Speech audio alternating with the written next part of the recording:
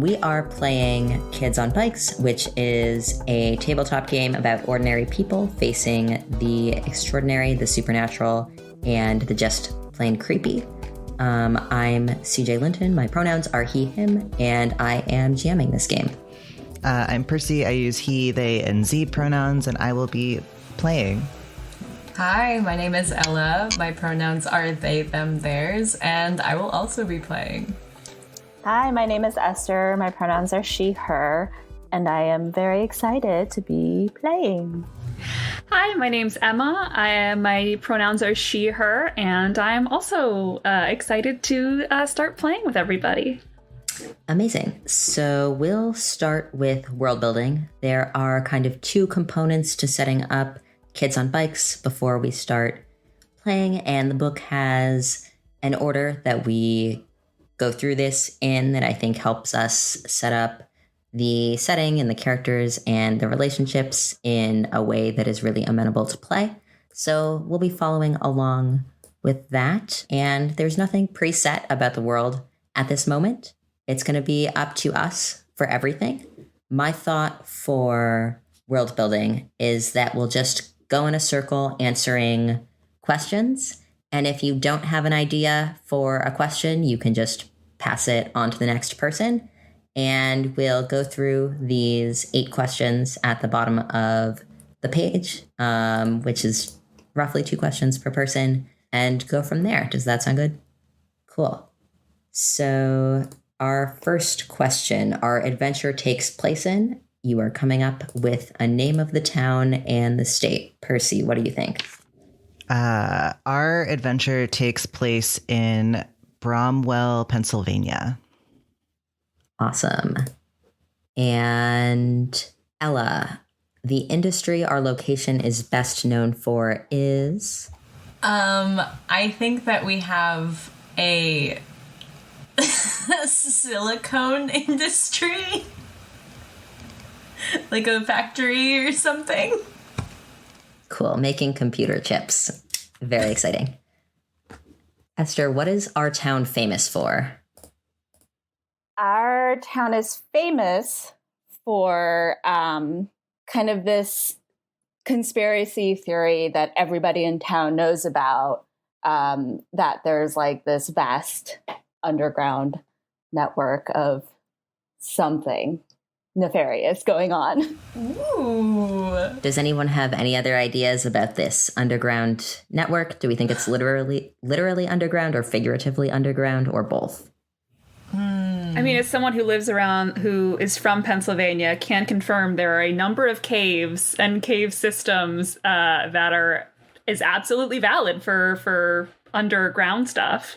Whoa. For some reason, I was thinking, I thought about there's a town in PA where there's been a fire going on underground for like decades. And I don't know, that just sort of struck my fancy, my idea when you said underground. That was the first thing I thought of. So also, again, small town Pennsylvania, there's plenty of underground society groups, even if it's just, a couple of guys who, it's like the VFW or something like that, or a certain group of the PTA, So that's exactly what I was thinking about.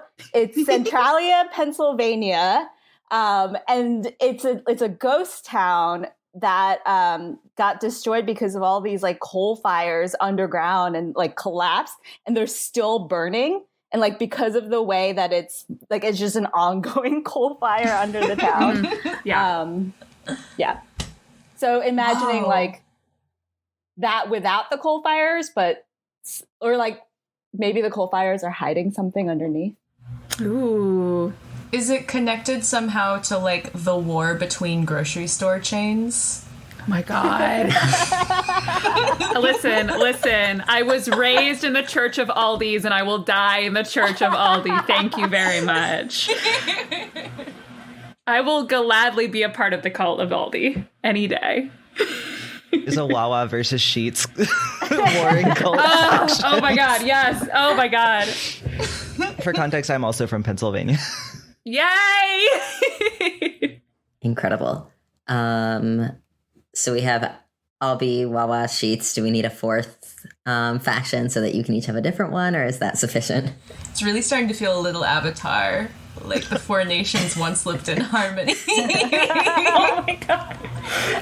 Wawa, Sheets, Kroger, Food Lion. They're just, I don't know.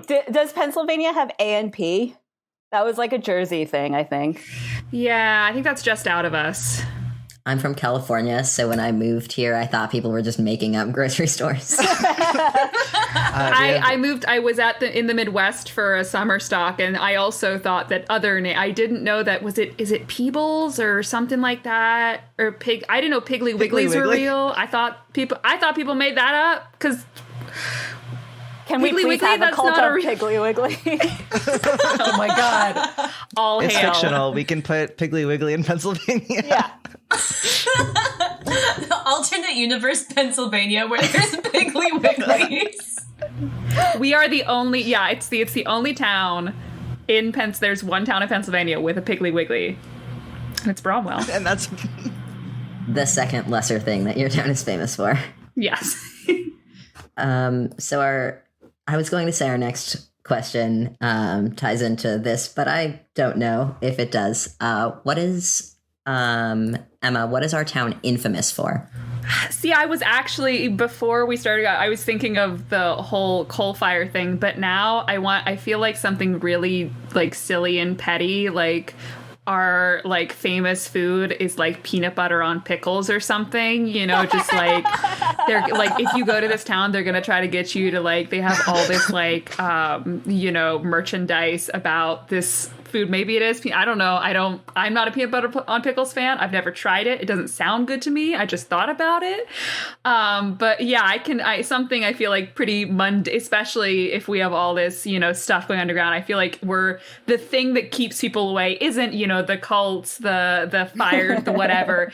It's the fact that this town is obsessed with like this weird food combination, and they're really proud of it, and you will be forced to eat it if you go there. Do we like peanut butter on pickles, or do we want to think of something even worse? I like that it's just bad enough to be gross, but not like disgusting. Yeah, it's not like horrible. Like clearly there are worse things. It's like, you guys don't need to get this excited about this. Anybody could do this. You could just buy peanut butter and a pickle. What is this? What if there's also something in the pickle that sets it apart? like a string cheese.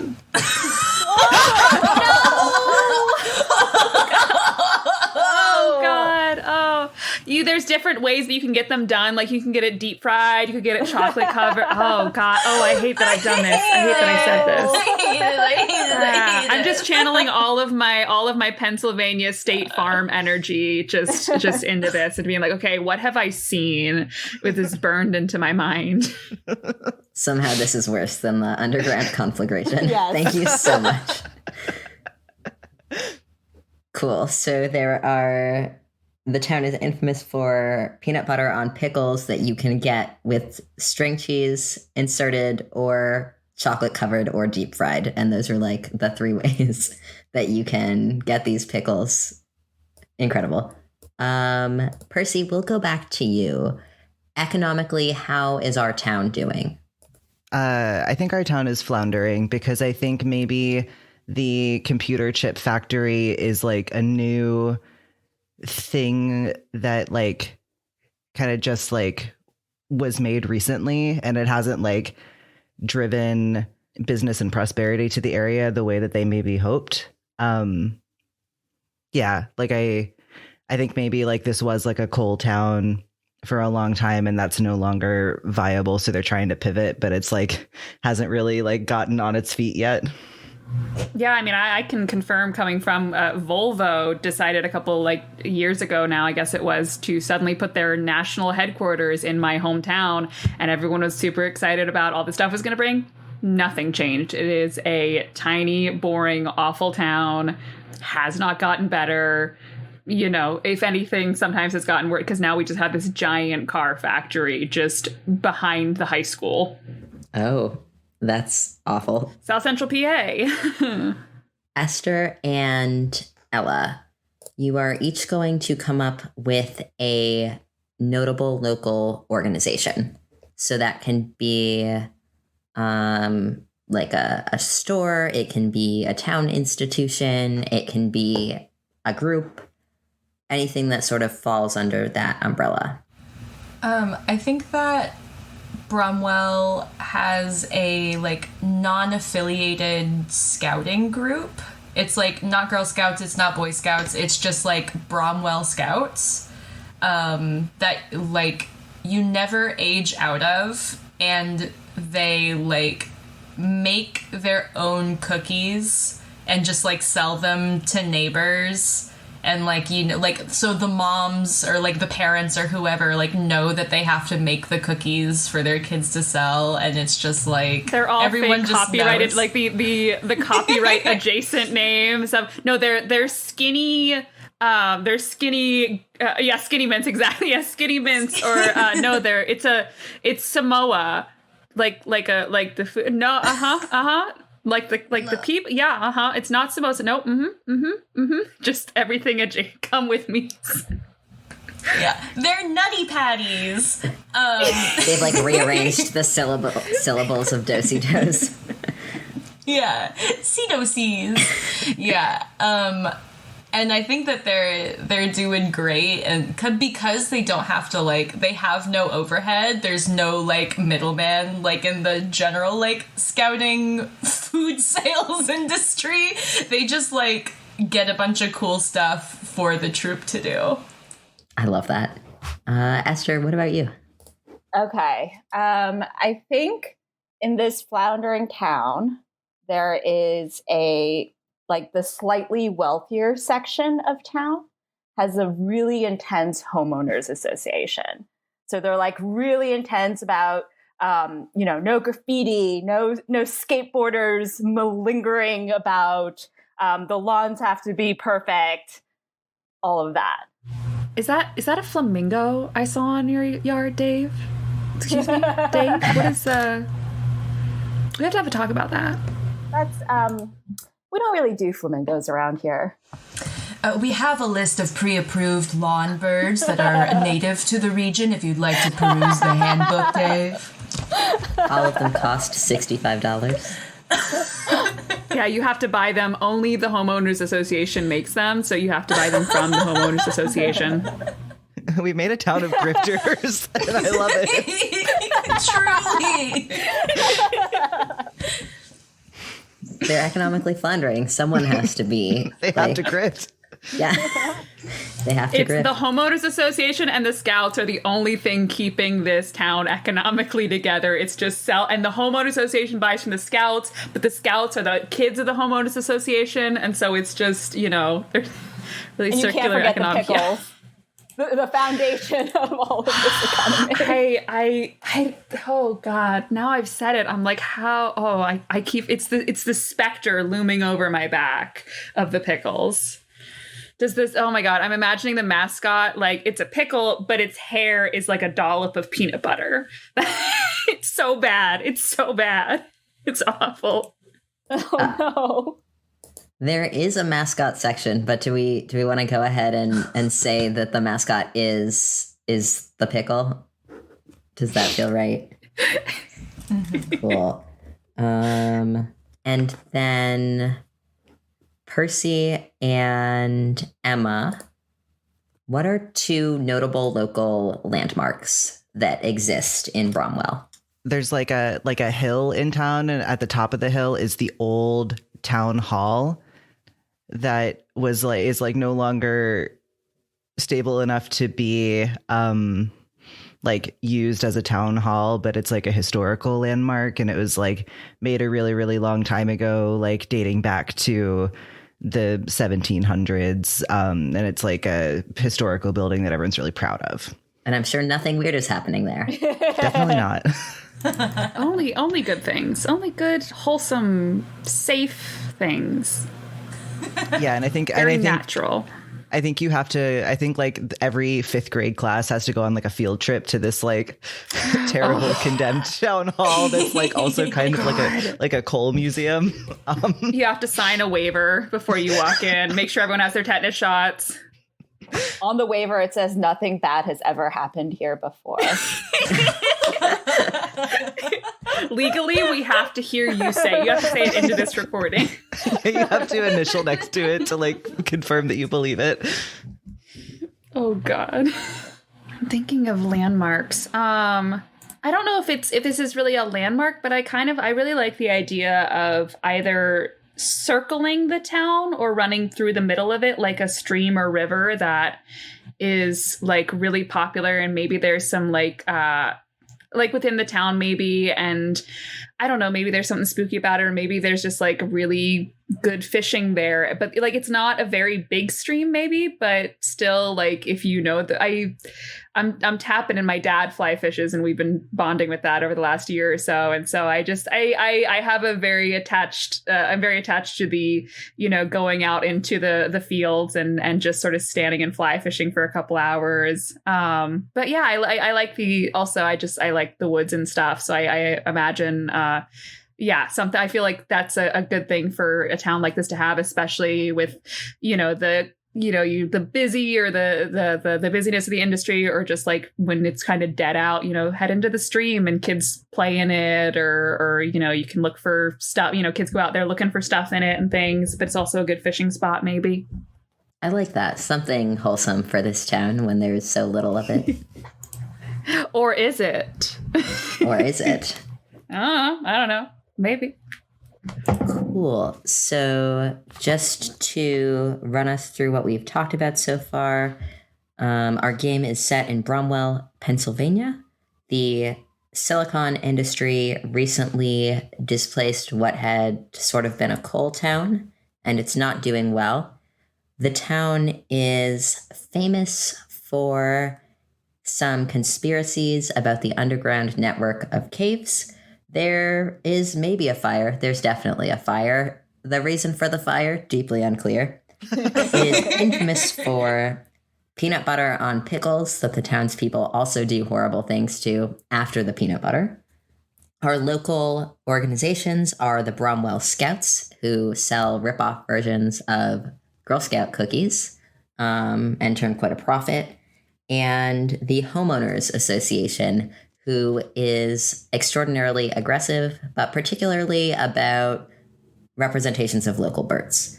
Our local landmarks are the hill at the edge of town, and at the top of the hill is an unstable town hall that anybody who lives in town here goes on field trips to.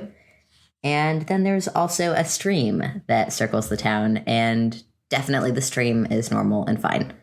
I guess before we move into rumors, is there anything else we want to establish about the town? Things that are important to you that you think would be interesting to have or talk about? We can also continue to build things as we play the game. One thing I'm curious about is what like year/decade we're thinking about. Unless that was later, and I'm sorry to jump the gun. No, I was going to do that after rumors, but some of the rumors might have to do with that. So let's talk about that now. The only stipulation is that it is not quite the present, but we could do like retro early 2010s. We could do 1980s. What era sounds fun to everybody? I'm picturing with the computer chips at least 80s at the earliest because of the silicone production stuff. I mean, I don't know much about the history, but again, I'm up for anything, but that sort of seems to date it for me a bit. When was the .com bubble burst? Thousands? Late 90s, early aughts? No. Late 1990s, it says. I mean, that kind of makes I like sense. the idea of like 90s, early aughts, yeah. Cool. So we'll go with late 90s, I think is the move. And then we'll shift to rumors. Each of you is going to come up with a rumor about the town. And this can be on the scale of anything. It can be something that is like organization level about the Homeowners Association or the Scouts, or it can be like something someone said about a weird kid in class. Whatever sort of comes to mind for you. I heard that there's a new teacher at the school who, a lot of parents are upset with the way that they are teaching history class. Stop. Is it my father? My guidance counselor father, absolutely. I heard that the people who run the computer chip factory are actually backed by the mafia. The Amish mafia. No, we don't have to. That was just my first thought. I'm like, again, Southside Pennsylvania. Can confirm. No, I need to get my peaches from them. I can't get on their bad side. They're the only ones with good peaches. Emma and Esther, do you have any rumors that you'd like to add? I heard that there is that Marjorie saw a yellow-billed magpie and is trying to convince the HOA to add it to their approved list of bird statues. But no one believes her because they're famously not Eastern, but she is putting up a real fight to it. She has a picture on her phone, but it's super grainy, and no one believes that it is actually that. But it could be, but no one thinks it is. They're in California. They're not here. But maybe. I heard that the mayor and her husband are on the outs. They may be getting divorced. They're definitely separated. Who knows what's going to happen to the kids? How many kids do they have? 3. And 1 is only 4 years old. What a shame. There may have been an infidelity. Is there any doubt about the 4-year-old's parentage? We don't know. Gosh. We don't know. I don't know. I don't know who the mayor of my hometown is, so I'm just living vicariously through knowing who your mayor is. So Incredible. These are all excellent rumors. Thank you so much. I think the first decision for us to make about characters is, do we want to play kids? Do we want to play teens? Or do we want to play adults? And I think I'm sure there's a way to run this game like with a mixed group. I think for our purposes, we want everybody to fit into the same category. I feel open, but I would like to voice that I would love to play a kid. I was really hoping I could be like 13, but that's considered old, so I'm like cooler than everyone else. you're a teen. Technically. Yeah, like I'm a teenager now, so I'm like too cool for the rest of you. You have like a fall or winter birthday, so you're older than everyone, but you're in the same grade group, so you think you're better because you're clearly a teenager. I mean, I am better. I'm older. Oh, of course. I'm also excited about playing a kid. Personally. Same. Cool. It is called Kids on Bikes, so let's go with that. So, if I could go back and be who I am now at 12 years old, I'd be way happier with who I am at 12 years old. If y'all want to be younger than 12, I can be like just whatever the 1 year older is. Whatever. You're just older. Just for all 9, older. You're 10, so you're like, oh, I'm double digits. So yeah, exactly. Incredible. So I think we're looking at a group of like 11 and 12-year-olds and one 13-year-old. Think about which trope or tropes you're excited about. I will also say if you look at these tropes and none of them sound good to you, we can come up with a new and different thing for you and figure out what dice assignments make sense for that character. I'm kind of imagining for myself like a loner weirdo, but more brains than brawn. I think the loner weirdo in there right now is like highest grit and then next are fighting brawn, and I'm kind of imagining it reversed. We can definitely make that change. So you'd be switching brains for which stat? Okay, what I I was like playing with it before. I was doing some homework. I got a little over prepared. What I was thinking, and please tell me if you're like, that's not a real person, you can't do that. I will never say that. Great. Grit D20, brains D12, charm D10, flight D8, fight D6, brawn D4. Yes, you can definitely do that. Do other people have tropes they're gravitating towards?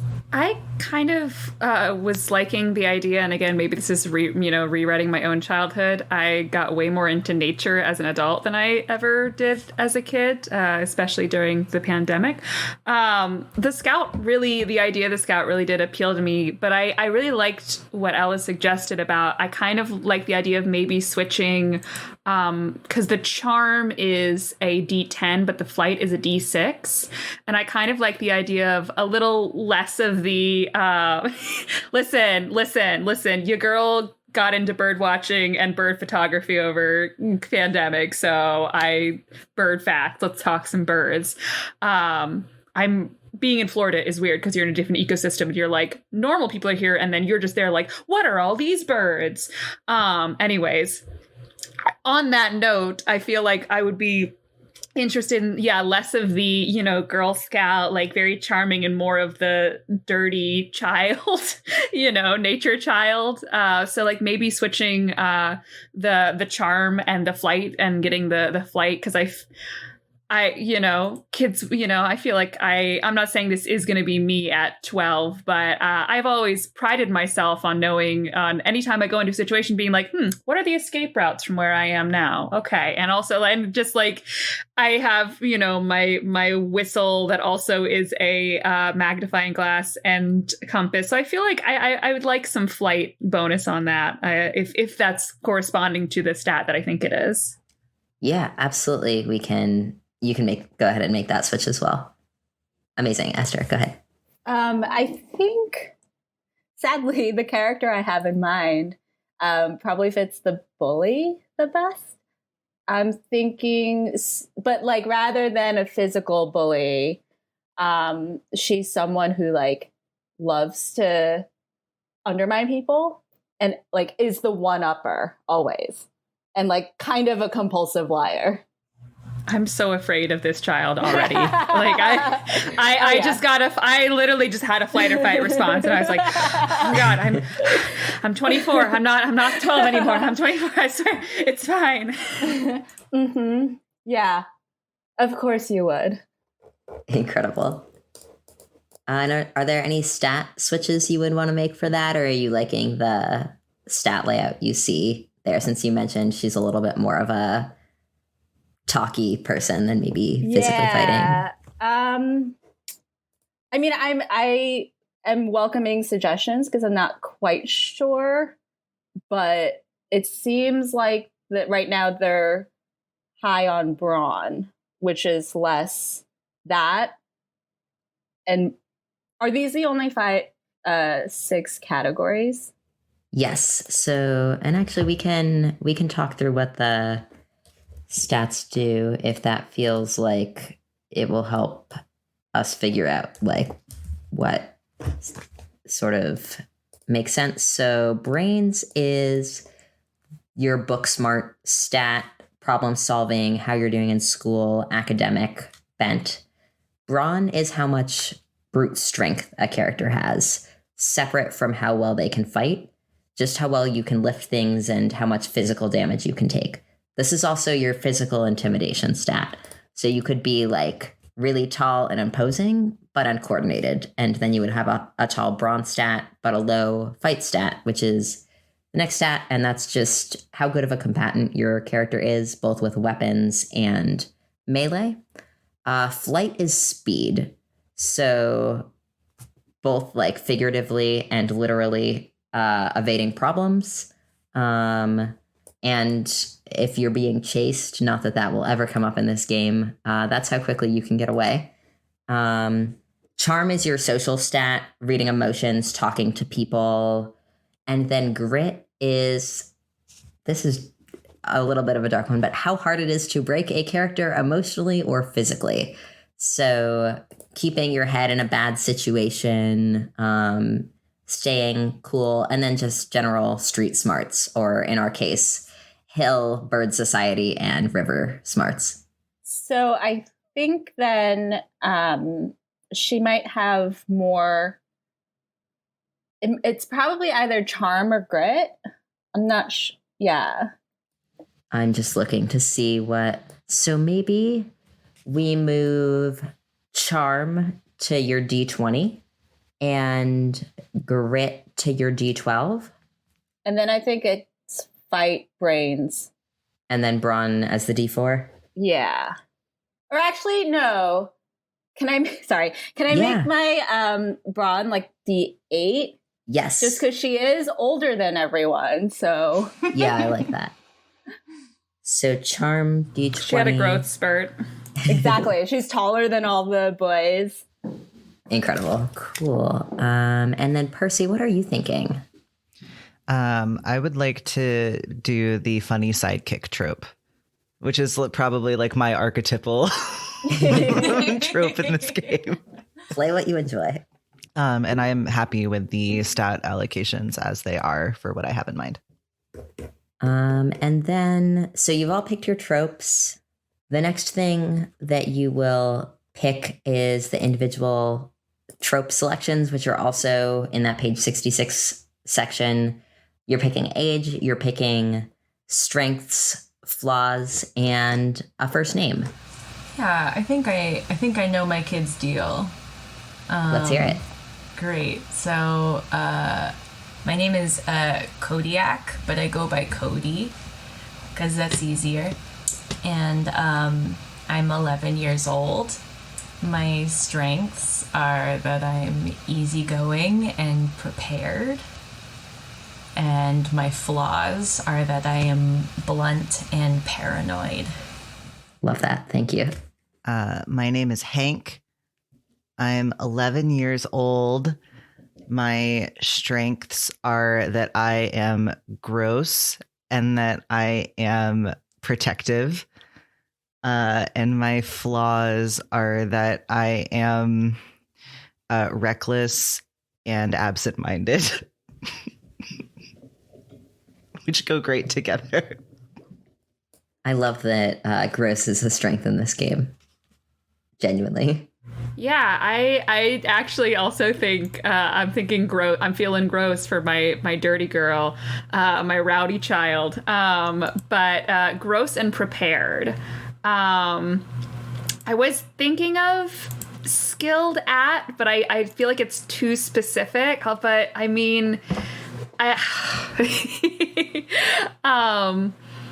I could be tempted before we play to maybe switch it. For now, I'm feeling gross and prepared. I could switch to, I mean, I have the book. This is gonna be a bird nerd kid. But I think in general, outdoorsy stuff. But flaws, I'm thinking absent-minded and restless. Because your girl got that ADD. Which, again, does make you a very good bird watcher. Can confirm from personal experience. You notice when small things move. And do you have a name for your girl yet?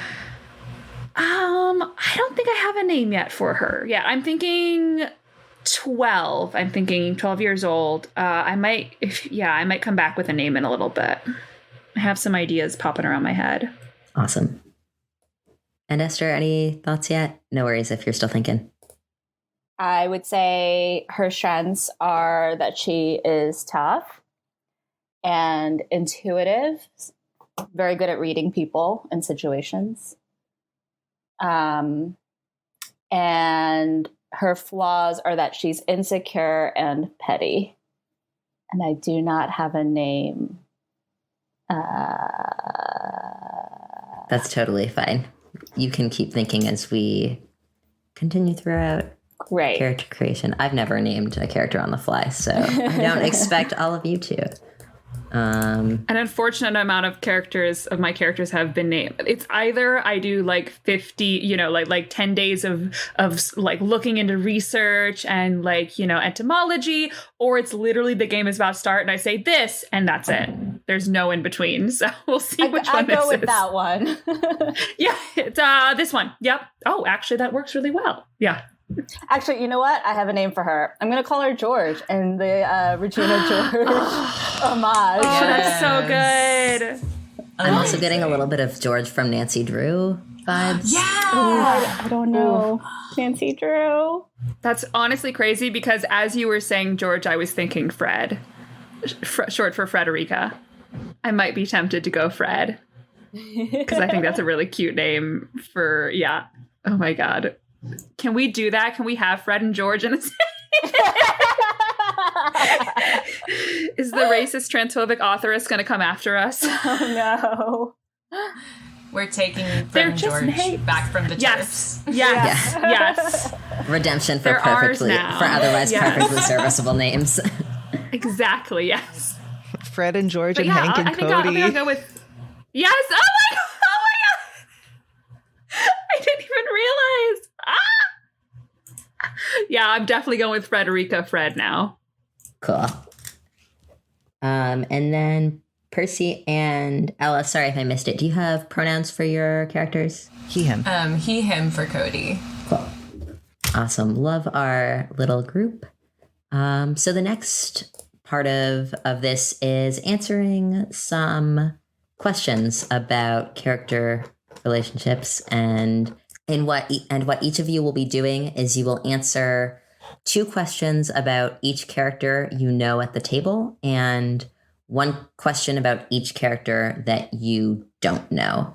So I guess another question is, do we think you all know each other, or is someone a newcomer? Can everyone say their characters' ages again? Because that would help. Hank is 11. Kodi is also 11. I was thinking Fred is 12, but I could be persuaded to 11. George is 13 years and 1 month old. Oh my God. I feel like it's fun if Kodi and Hank are in the same grade and maybe know each other. Mm-hmm. So maybe Fred and George are in the same grade. It's just... I was going to say, yeah, if 12 and 13, yeah, that would make sense. So are we leaning that we can have you all know each other, or we can have Kodi and Hank know each other and Fred and George know each other, but not so much crossover yet? What sounds like a good jumping off point? Maybe we know of each other at least, you know, like recognizable, I feel like. At least I feel like Kodi, I feel like a lot of people would, you would know if Cody's a loner. I feel like I would know Kodi when I passed him in the hall. Yeah, small town, like if there's like one school that we've all been going to, and there's like one scouting group.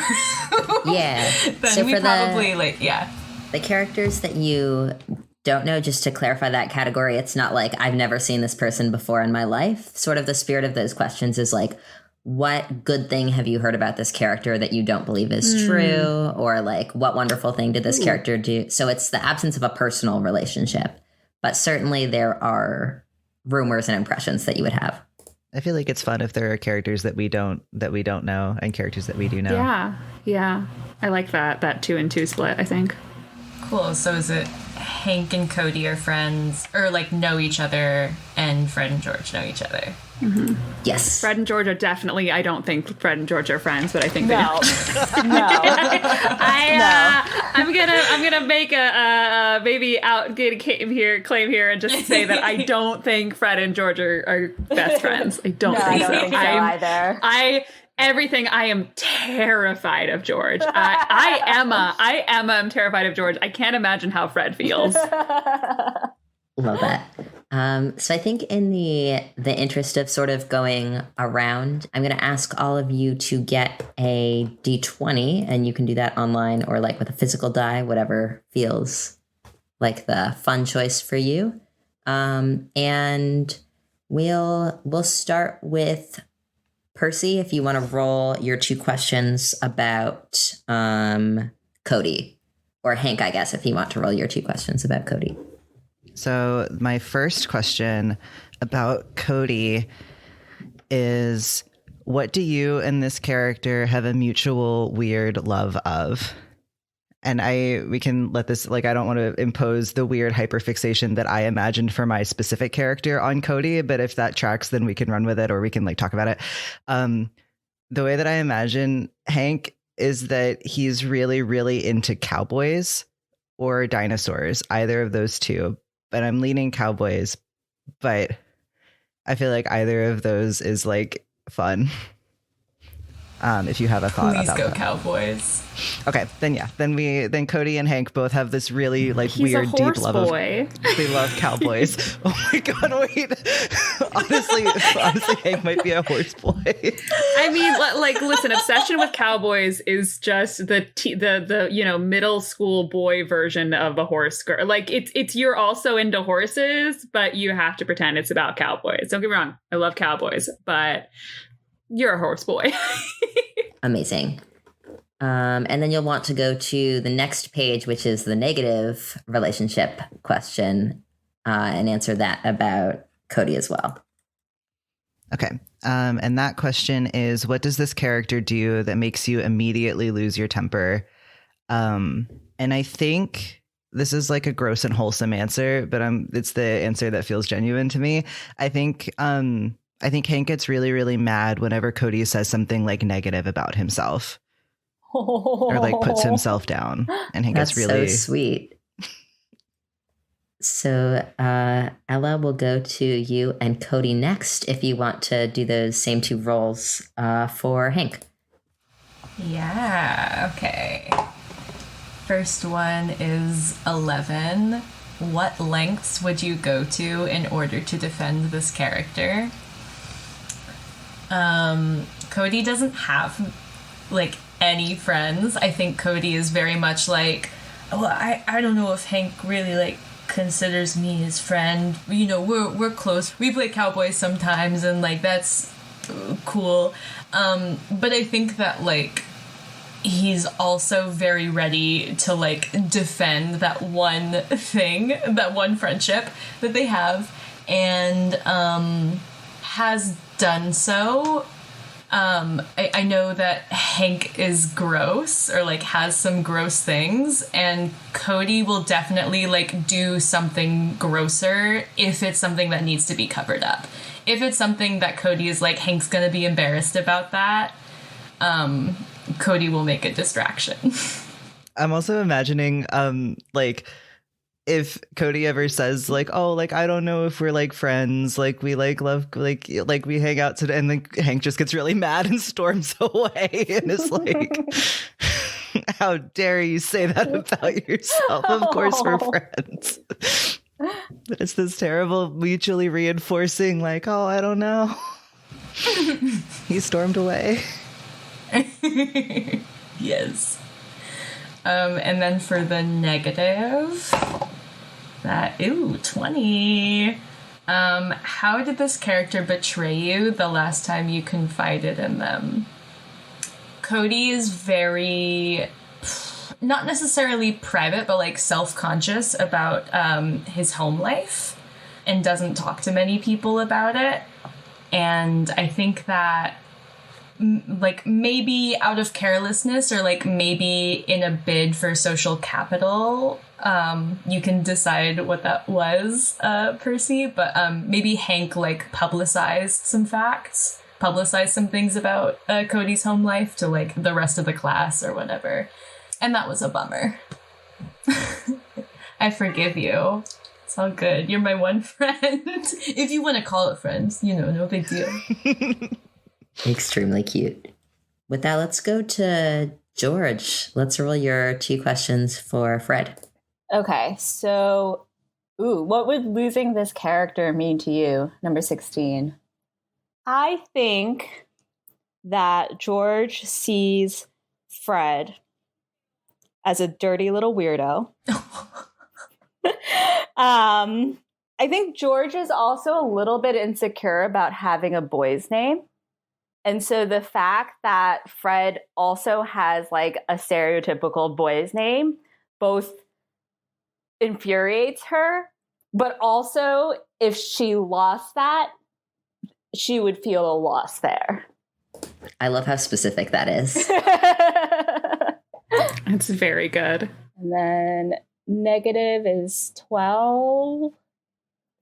How far would you go to avoid being alone with this character?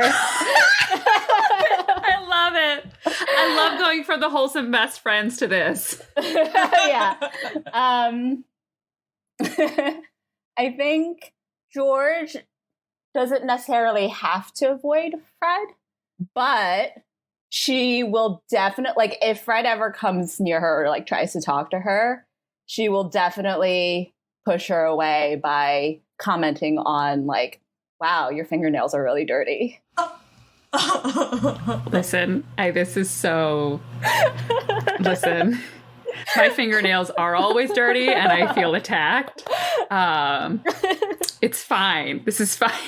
No, I love it. I love it. Let me just say, Emma, personally, I adore this. Yeah. No, I just, absolutely. If it triggers anything, just let me know. Same. No, I absolutely will. No, the thing is, I didn't get bullied in middle and high school because I was invisible. So on that front, there are other emotional issues to deal with. That's fine. My nails are nicer now, I will say. I swear to God they are. Even though I do carpentry, I have to put extra effort in. Incredible. And then let's go ahead and roll Fred's for George. This was the one. This is a natural one. So I got, what did this character do for you that makes you owe them a debt you can't repay? That's interesting to me.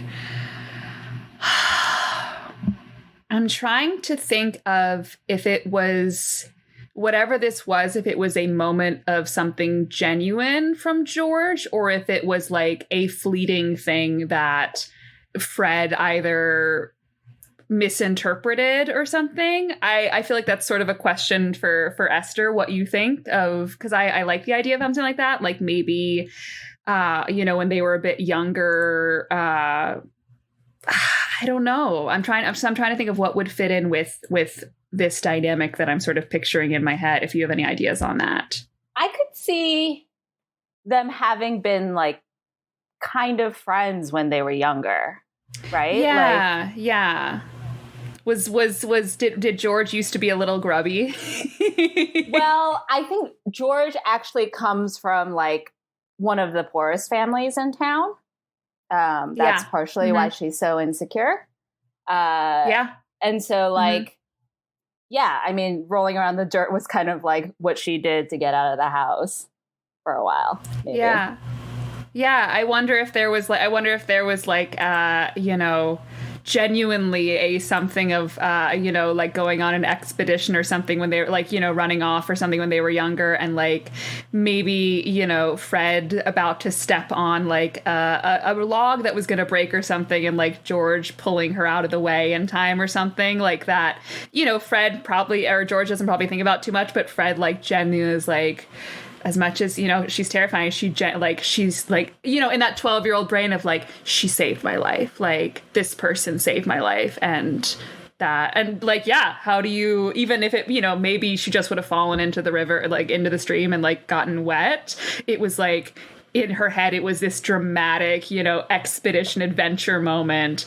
And I think she probably, keeps that in the back of her head. And so she owes... Oh my God, of course. She owes George a life debt. She owes George a Gungan life debt.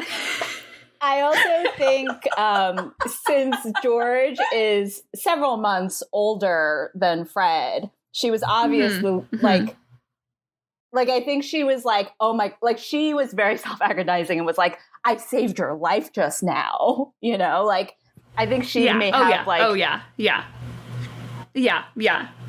helped build up that narrative in in Fred's head. But genuinely, I mean, in the way that over dramatic kids are of it was real and a big thing to them. So I think Fred thinks that George saved her life, and so she, whatever else happens, she owes her a life debt. Just a question. Do we think this was at the stream, or do we think this was at the Old Town Hall? Ooh. I picture the stream just because I picture Fred being there more, but I could definitely see George convincing Fred at some point to go to the town hall if she wanted to.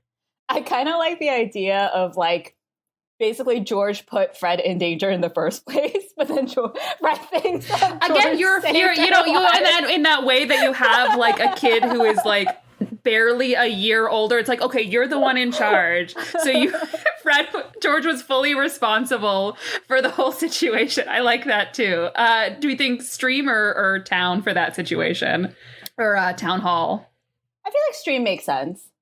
Yeah, again, like it, who knows how dangerous it actually, I feel like it would probably be less dangerous in a stream, but still dangerous enough that like shouldn't have happened. Yeah, so I picture at some part of the stream, maybe like a little bridge or something, or a log bridge or something. Wonderful. And then go ahead and roll negative question. Ooh, that was 6. I rolled a 6, which is, what is this character doing either knowingly or unknowingly that hurts you? I feel like a lot of things. I think similarly, I think Fred doesn't have a lot of friends just because she doesn't really, I think she genuinely likes animals and being outdoors more. So it's not that she feels like the loss maybe of friends, or at least she thinks that she doesn't. But I think that maybe there was some kind of friendship. Maybe they grew up like next door to each other or down the street from each other. Like, and, in that way that you're sort of forced into relationships with people at that age based on either convenience of you're in the same class or you live near each other and you're like the only kids near each other. So I kind of maybe see that they were friends, or at least closer friends at some point. And just at some point, George started acting kind of just, even if it was maybe just like one instance of, one day everything being normal and then the next day George just not really paying attention and in dismissing her, I think is a big thing for her, is feeling not even hurt, but just dismiss, like when George like dismisses her and is just like, oh, like whatever, or like not really paying attention to when Fred is trying to talk to her. I think that hurts. I mean, I was going to say cool, not cool, very sad. Not cool. It's sad. It is sad. But I don't need friends. I have birds and worms. Speaking of which, I do think I am, because I read more about the gross thing, and I assume more like grubby than gross for her. So I think I am going to switch to prepared and skilled at. I don't know if wilderness survival is too broad of a spectrum. No, I think that's fine. I think that's fun. Awesome. I think that gives us options. Yeah. So yeah, I like that. Taking the scouting part of the Bromwell Scouts very seriously. Oh, yes, absolutely. Percy, we'll jump back to you, and I will have you roll the character you don't know questions for Fred and George. Okay, so the first one, I'm going to start with George, and that is a 19, which is, what scandal in the town was this character involved with? What? I think it might have something to do with George's parents.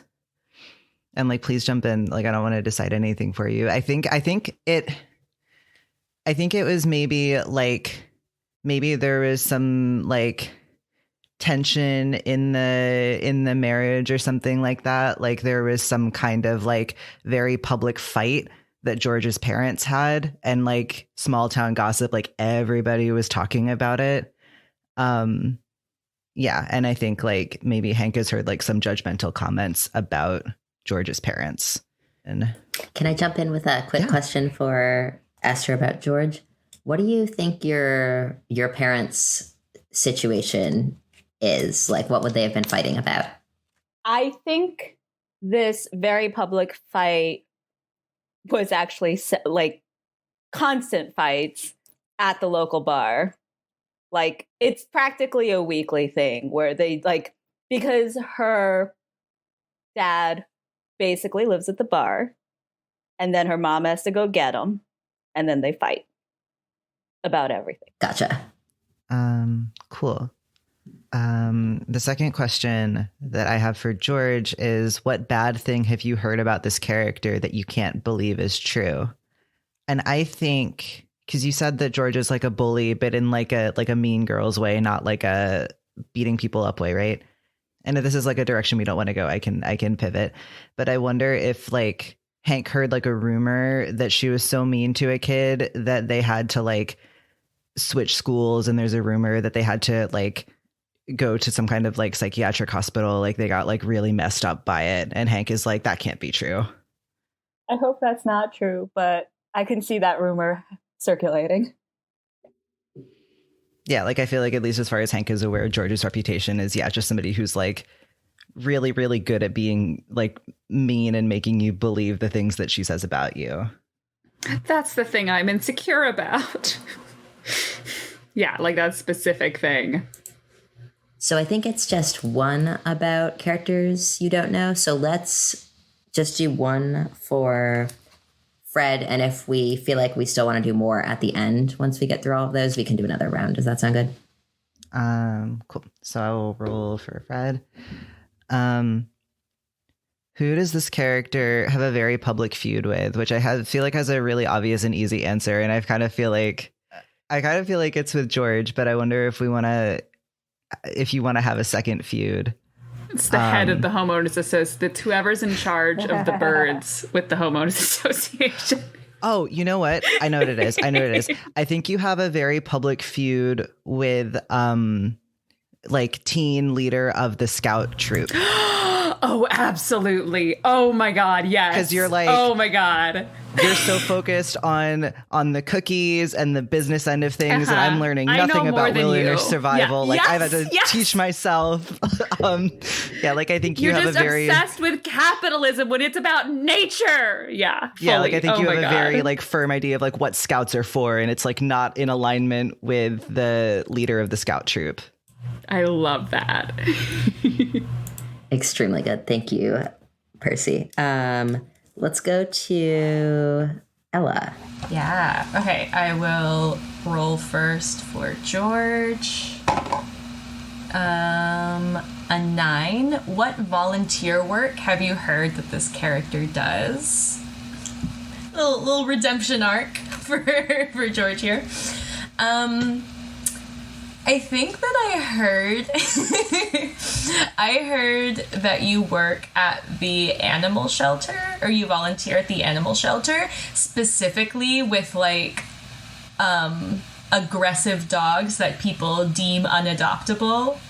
And I've heard through the grapevine that you have like a magic touch where like these dogs that are super mean to everyone else are super chill with you. I love that. I was like, we gotta get some good things in here about George. That's so good. That's so good. She's so scary that even the dogs like are afraid of her, but like because of that she's able to help them. Oh. I don't think it's even fear. I think the dogs just also recognize like, hey, you've had a tough life, we've had a tough life. Like we are speaking the same language where we just like bark loud. This, the defense mechanism of yes. We both just like bare our teeth, and people choose not to spend time with us and get to know us, but like we both know that you can put the time in and get there. Fred put the time. Oh my God. Fred put the time in, and then George just didn't matter. I get it. Okay. And then for Fred, what is... Oh, I also got the very public feud, so I will re-roll. Everyone knows about the scout thing. It is not a secret. Fred, much 5. like me, feels very strongly about things. I got number 5. What strange record does this character hold in the town? And I feel like the obvious answer is something bird related. But I wonder if we can flesh this character out a little bit more. I think that Fred has okay, so one summer Fred spent like the whole summer collecting like litter and trash off the side of the road to make like a huge like political artwork that was like a mosaic of litter and trash, and it was this beautiful scene of like birds by the stream, but like there were some birds that were like dead and choking on cigarette butts. And, like, Fred is so much cooler. Fred is so much cooler than I am ever going to be. This is such a hard character. I don't know how I'm going to do this. And it's like something that people refer back to, like it's like a timestamp in the town's history of like, oh yeah, that happened this summer that Fred made that big art out of cigarette butts. Awesome. Those are both excellent. Let's go to George and roll for Kodi and Hank. So Kodi. Ooh. Okay, what do you hope to gain by humiliating this relative stranger? 12. Oh no.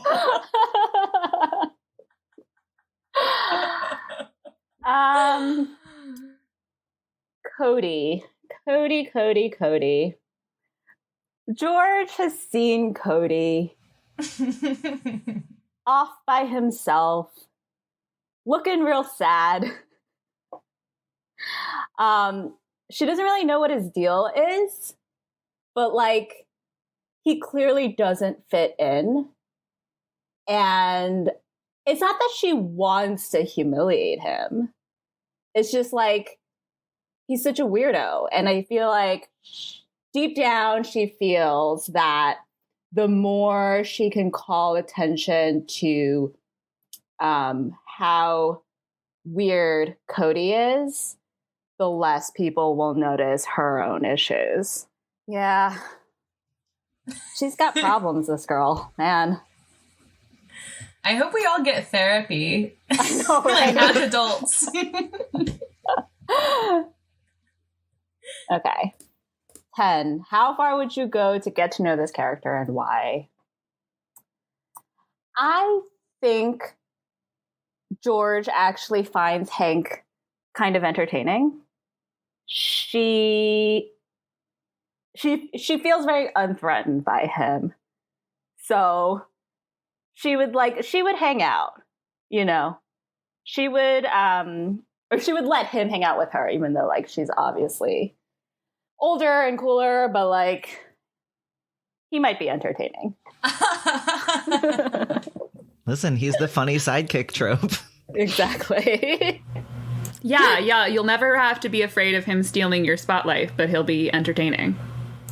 Yeah. And he'll never like actually push my buttons. No. Very unthreatening to you. Cool. Let's go to Fred. Okay. So yeah, I'll do Kodi first. Okay. What charming habit is this character known for throughout the town? Ooh, I'm trying to think of something Kodi does that Kodi would do. I feel like it's not like official volunteer work, but I feel like it's maybe Kodi does something nice for one of the like public area. Like, I don't know if it's, like helping with like the garden outside of the library or something, like making sure that it looks nice, like some like public building or something that like Kodi helps keep nice or something maybe. I don't know unless if you have any strong thoughts, Ella, about something like that. I think that's right on track. I think Kodi just like sees something wrong and is like, better go like pull the weeds. Yes. Like better, like that brick's out of place. I better go like fix that. He's sort of like, little handyman around town or something almost.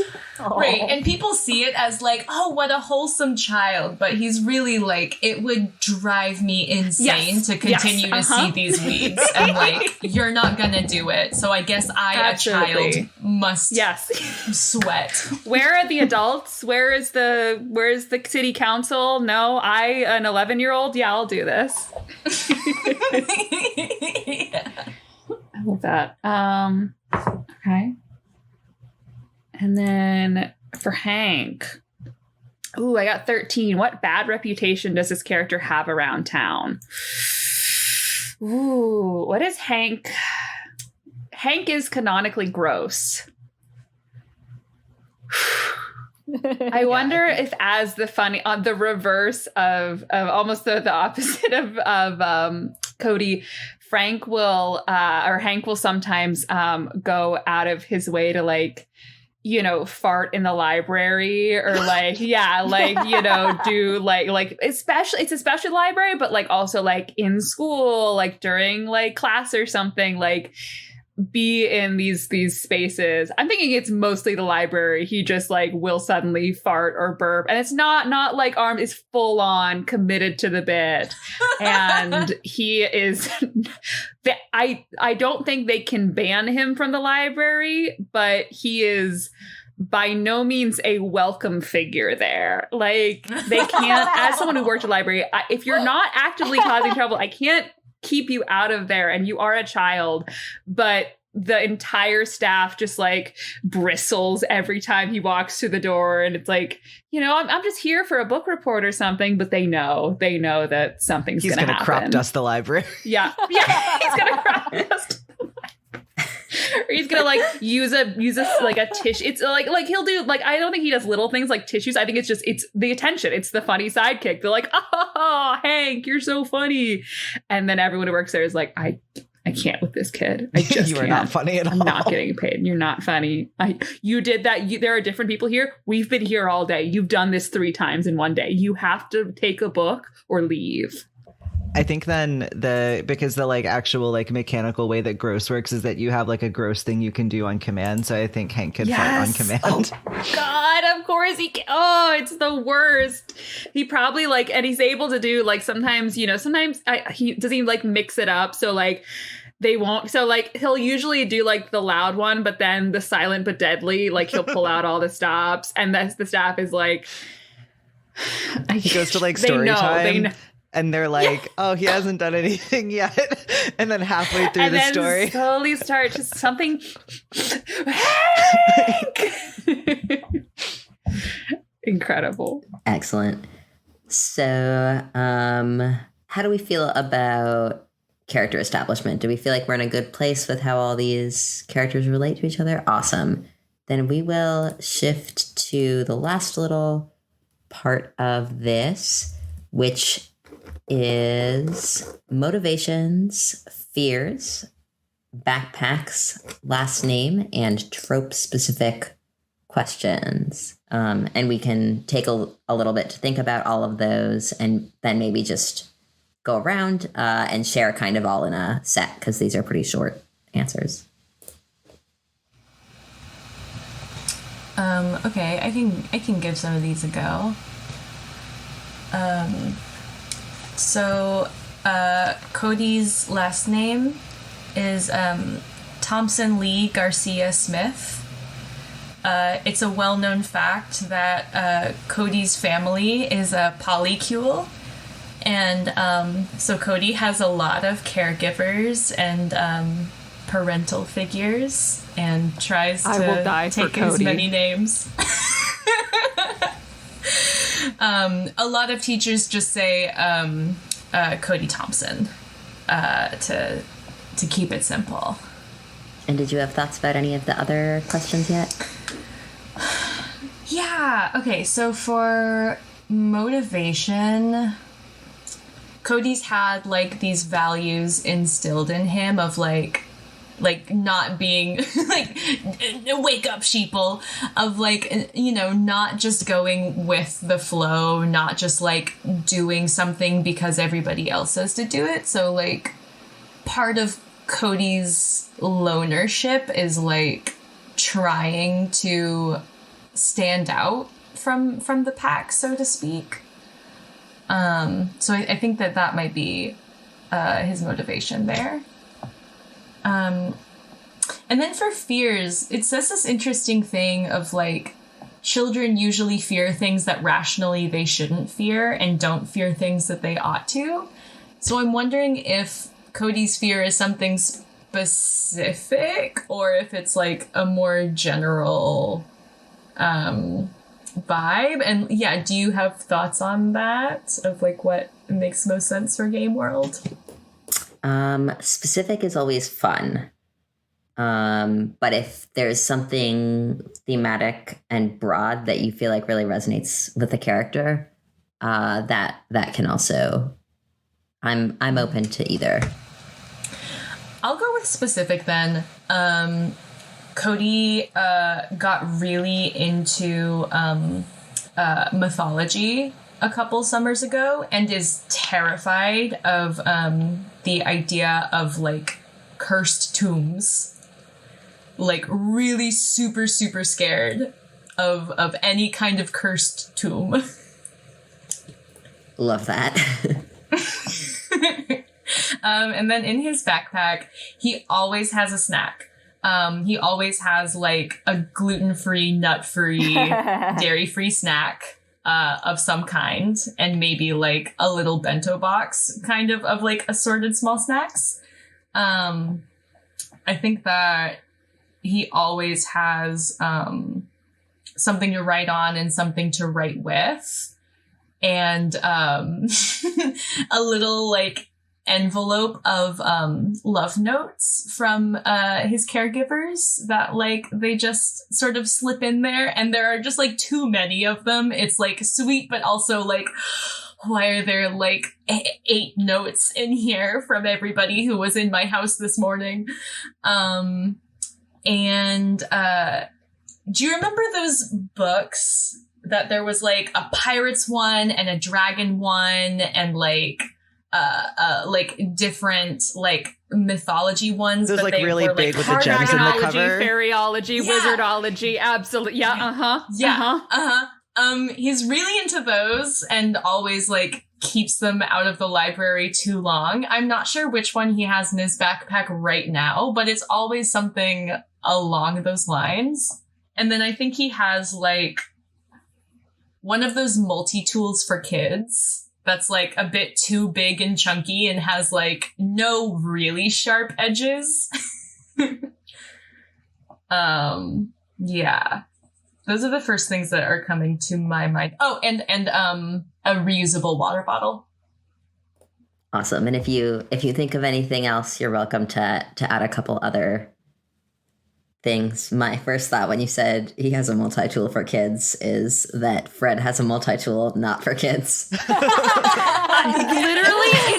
in my head, I just thought Fred has a knife. I don't know how she got it. Fred has it literally in my head. I'm so glad I'm not the only one. I just thought she has, yeah. Fred has a multi-tool not for kids. On that note, I mean, I'm struggling a little bit with motivation, but I do think I have some other ideas for Fred potentially. Yeah, let's hear it. I think her last name, I'm feeling Fred Hudson. I don't know why. It's one of those things where I said it and then I'm trying to think of others and I'm like, I can't think of anything else. So yeah, I definitely think full name Frederica does not go by it because she thinks it's weird as hell. But yeah, I think I am feeling with Fred fear-wise. I think it's, I want to say as morbid as it sounds, death, but I don't know if maybe it's something more specific, like genuinely like underpreparedness or something, because I'm starting to form sort of a picture of her in my head, and I'm feeling maybe child to a single parent. I was thinking mom, but I kind of am picturing dad, just like a very, I don't know how long ago maybe her mom passed, maybe when she was really young, not to fridge a mom, but I'm a sucker for a good, sweet, wholesome dad, and a rough, just doesn't really know what to do with this kind of wild child, but still, I think probably, more blue collar working, doesn't worries too much about not spending enough time with her, but she thinks, she doesn't notice it at all, and just, adores him. And I think maybe some of that preparedness and that wilderness survival is sort of that, control and knowing everything in every situation. And so I think in her backpack, she definitely has like, a multi-tool, but also like a first aid kit. She probably has, some fun stuff, because I do think that, how much of her nature thing is wilderness survival and how much of it is just genuinely a nerdy kid who loves nature. So I think there is, the animal identification guide. I think bird watching is probably the aspect of the nature stuff that is more fun and less like, I need to know all of these things, because I think she also does have like how to survive blank, those kinds of books, and like identifying a lot of books of identifying plants and stuff or that are edible, and the first aid kit. But yeah, motivation wise, I'm still struggling a little bit though. I don't know if it's just, I'm trying to think of a goal. So I might come back to that in a little while. Totally fine. In terms of the fear of death, I wonder if it's general, but then also there's maybe a more specific tie to that incident with George, like drowning or water or something like that. Absolutely. Yeah. Especially since if George sort of pulled away from her, feeling a little like, if someone else says, if she's not around to save me, I gotta be there to save myself kind of thing. That's very intense and very good. We got sad kid hours, man. This is fun, and now we're getting into I love it. Esther or Percy, did you want to go next? Yeah, I think I have Hank figured out. I think his full name is I think his full name is Henry, but he goes by Hank. And his last name is Boswell. In the vein of like, this is a thing that when I was like 11 years old, thought that I would have to know about, and it's never come up. But I think Hank is like deathly afraid of quicksand. Like he is terrified of the possibility that quicksand will be like a thing that he encounters. I think his motivation for I think I picture Hank as like very much like a latchkey kid. Like both his parents work out of the house and aren't home very often, so he kind of was like raised by TV. I think Hank is definitely some flavor of neurodivergent, and definitely like loves cowboys in that specific like hyper fixated way, and watches a lot of like old westerns that he shouldn't be allowed to watch, sort of thing. So I think his motivation is like the idea of like fighting bad guys. Like I think he like thinks there are some kind of like archetypal bad guys in town, and he's gonna like rough them up and drive them out, sort of thing. And I think in his backpack, I think he wears a cowboy hat and a plastic sheriff star and a toy pistol everywhere he goes. I think he always also has his house key and his pet rock named Sandy. And those are the only things that he carries with him. Where did he get the name Sandy from? He doesn't know anything about rocks, so he thinks it's sandstone, but it's definitely just like a rock. Like it's probably like a piece of concrete. You can't tell Fred that. She's gonna be like, I mean, it's not sandstone, but okay. Aww. That's the central conflict of the campaign. Yeah. Litigating this rock's name. Oh my God. Wonderful. And then Esther. So George's last name is Privanathan. And one of her fears is roll call on the first day of class, and the teacher always mispronounces it. Her motivation is that she needs to prove that she's actually superior to everyone around her. And so she's afraid of anyone thinking she's inferior. Usually if people think she's poor or weird or anything like that. She's also afraid of her mom leaving their family because she's constantly threatening to do so. And she's afraid of creatures with more than two eyes because that is abnormal and unnatural. She has in her backpack doggy treats for when she volunteers. She's not really supposed to give them treats, but she sneaks them anyway. She also has a diary that she has a little lock and key for, and no one knows that she has that. And it's got she has little puffy stickers for it and stuff too. I know we're too early in the early 90s for the one. Do you guys remember the voice activated diary that never there was a little voice, it was so crappy. It was this little, it was early aughts. Mm-hmm. This voice, you would have to say a command word, and the thing never, because it was so low quality that you would say it. And I had one when I was really little, never worked the thing. I could never get it open once it was closed. It was off. It was very super cool in theory, when you're little, you're like, oh my God, voice activated. And it was I can't open this more than once. You just have to reset the password each time. It's nothing. It was $10 at Walmart.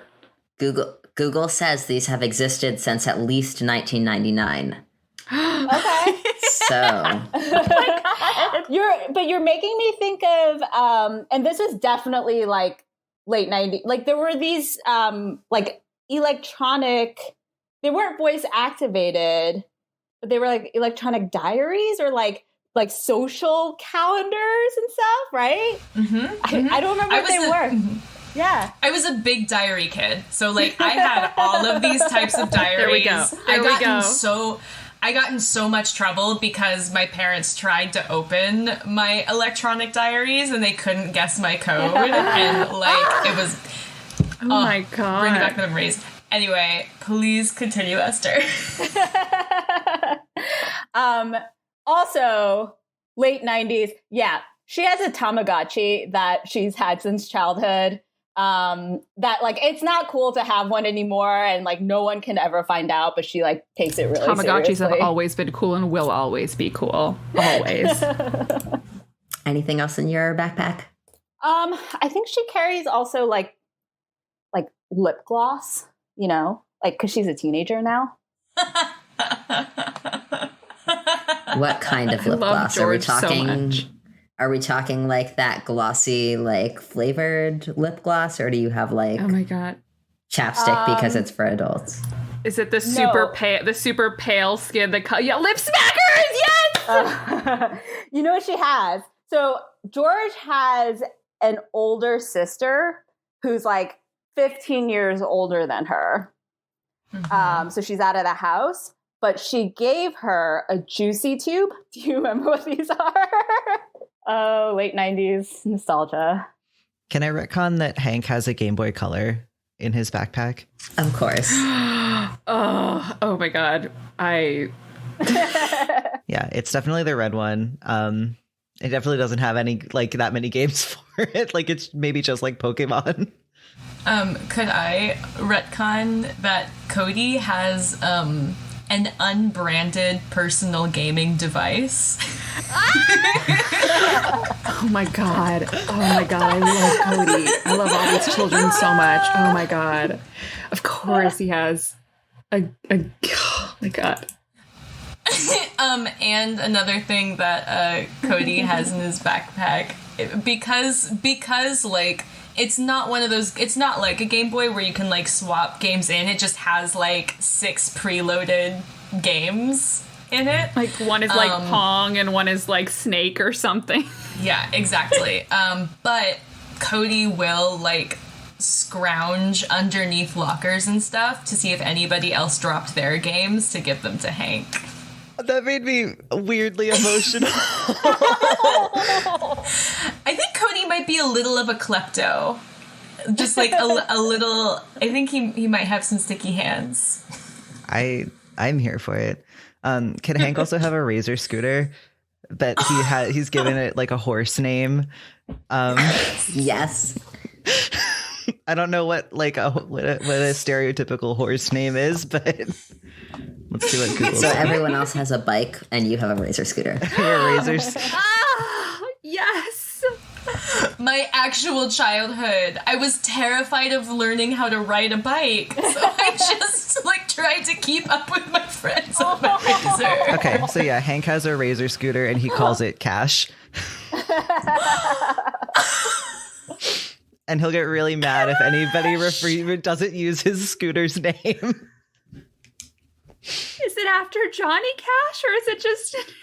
Yeah, I think it's after Johnny Cash. I think he has like parents who are like into like country music. Oh my God.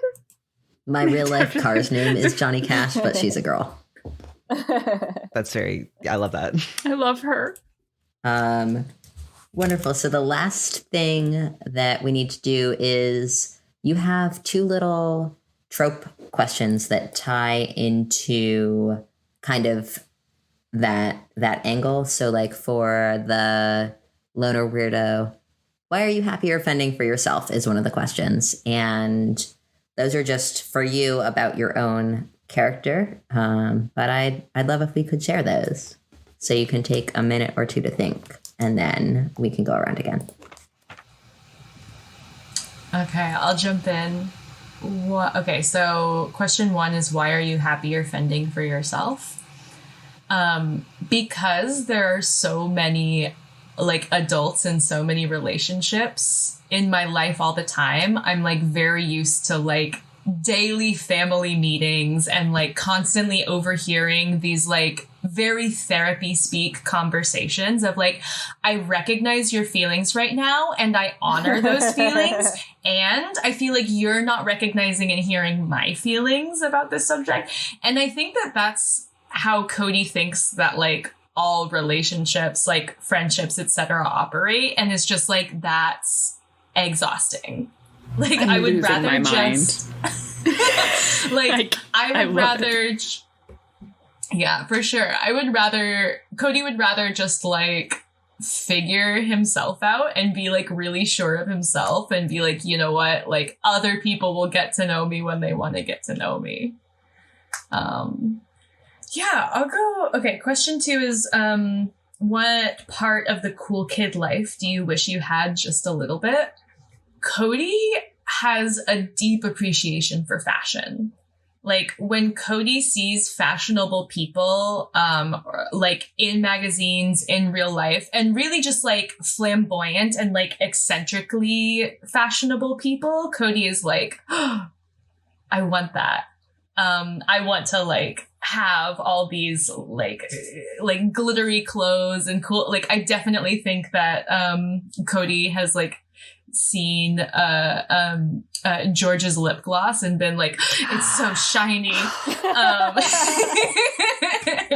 And I think that, yeah, there's something about being able to like decorate one's plumage to use a bird related turn of phrase that really appeals to Kodi, and that Kodi wishes he could do more.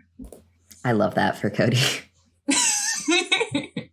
I have Hank's questions. The first one is, what do you always do to lighten your friends' moods? And I think Hank is very much like a class clown type. So he will like fart or do something gross or like go bother somebody on like a bystander to like he'll make himself the butt of the joke pretty frequently, or he'll like go do something like reckless and dangerous. He'll be like, watch me like run down the banister of the stairs. Or like, yeah, just like something with no care Fully for that his kid that personal like just jumps off of a high ledge and be like, watch this. Like, what did you think was going to happen? What did you think was going to happen? Big, like, hold my juice box energy. He will absolutely like make himself the butt of the joke or make himself like put himself in danger to lighten other people's moods if he like senses that might be useful or helpful to someone, or that somebody needs that. And the second question is, when does being in the sidekick role frustrate you? I think Hank has sort of like, maybe even recently through becoming better friends with Kodi, sort of realized that a lot of people that he would call like his friends only seem to care about like what he can offer to them, and like they don't seem to care about like how he feels, or like if he needs something they're just like, oh, that sounds tough, goodbye. And I think that is frustrating to him, and he only has sort of realized that that's a dynamic that is common in his life because Kodi is not that way. And Kodi actually seems to like care about how Hank feels and like what Hank thinks about things, as opposed to just like, you're funny, so I like having you around. Oh. Everything about this friendship is so good. Yeah, I've got some ideas for the questions, I think. Yeah, I think so. My first question is, who first got you into the Scouts, or more generally the Great Outdoors? I think it was probably Fred's dad. I think maybe it was started off as he had to work, and, you know, not having another parent, you know, especially with not having another parent around, having to do some extra jobs, and sort of like, you know, didn't necessarily want to do childcare, wanted her to do something that she might enjoy. And so sort of started out as this is, you know, I don't want to leave you alone. So this is a, you know, supervised thing. But then like she genuinely started to love it, even if maybe it was started out being like, I think maybe it started out being this, I know my dad, I know I have to do this thing and I want my dad to be happy because he wants me to be happy. And, you know, that weird, complicated thing of, you know, parent-child relationships, but then genuinely she grew to love it. And I think, yeah, along with that, I think I'm gonna steal from my own life and do that she goes fishing with her dad, because that's something that means a lot to me, and I would really like to see that in her, I think. And then, yeah, for the what do you have to give up to spend as much time as nature as you do? I think it's relationships with other people. I think for one reason or another, it's really just her and her dad. I don't think she consciously, like I said, misses other people. I think maybe she went out of that comfort zone to sort of have a friendship with George. And once George started pulling away, it was kind of like, oh, okay, this is how this works. So I'm just not going to try that again. And so, yeah, I think, you know, who knows unconsciously how she feels about that. But I think she gives, you know, she doesn't do, you know, plays or sports or anything. She just does Scouts and her own little like things. Like maybe she even tells her dad like she's going with people places, but she just goes out on herself and wanders and stuff, I think. That is very sweet and sad. Okay. So George, her first question is, what motivates your bullying? So I think we know she needs to feel superior, smarter, cooler, older, wiser, you know, so that no one sees how deeply, deeply insecure she is about like nearly every facet of her life. I think she more aware of class than like the average person her age. So she's like very aware that her family is poor. And the second question is, how do you feel when you hurt others? And I think George actually, she really doesn't see herself as a bully, right? She's the victim. And she actually, like whenever she is being mean to someone or one-upping someone with her lies, she's kind of thinking of it as a competition more than like picking on someone. Like she thinks they're both playing a game. And so when she sees evidence that like someone is actually hurt by something she said, she like freaks out and feels really bad and like guilty, but doesn't really know how to express that. I just need all these kids to be in therapy. Oh, babies. Dungeons & Drama Nerds is produced by Todd Brian Backus, Percival Hornak, and Nicholas Orvis, and is mixed and edited by Anthony Sertel Dean. Our Kids on Bikes game features CJ Linton as the GM, Ella Mock as Kodi Thompson Lee Garcia Smith, Percival Hornak as Hank Boswell, Emma Covert as Fred Hudson, and Esther Yumi as George Privanathan. Kids on Bikes was written by Jonathan Gilmour and Doug Levandowski and published by Hunters Entertainment with Renegade Game Studios and Infectious Play Publishing. Find us on Facebook, Twitter, and Instagram at DNDramaNerds. Check out cast bios on our website, dungeonsanddramanerds.com, and tune in next week for another episode of Dungeons and Drama Nerds.